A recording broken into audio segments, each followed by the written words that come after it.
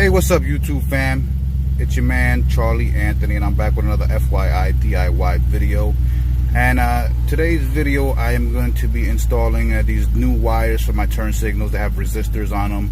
I recently installed these LED light bulbs in my 2013 Dodge Durango, and well, as you can see, they're hyper flashing.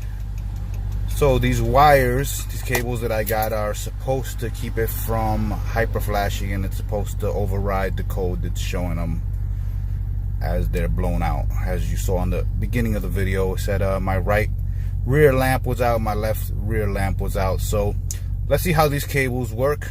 About to install them in a few minutes and get back to you. If this works, then you know, we got a problem resolved for this issue. All right guys, this is the adapter here that goes into the housing for the light, and these are the resistors here in the orange.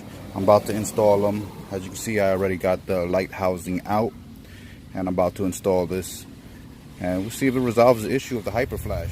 All right everyone, well, seems like the issue has been resolved. The lights are not hyper flashing anymore, so definitely is a plus for these cables. Now let's just see how long they last.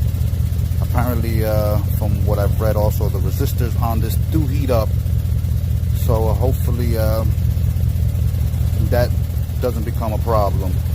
So I'll let you know. Thanks for tuning in. All right everyone, in the moment of truth, see if any error codes pop up.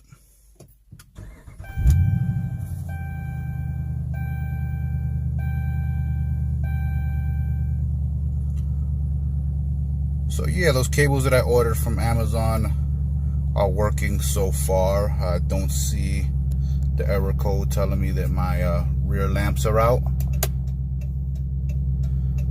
No more hyper flash on the right side. No more hyper flash on the left side.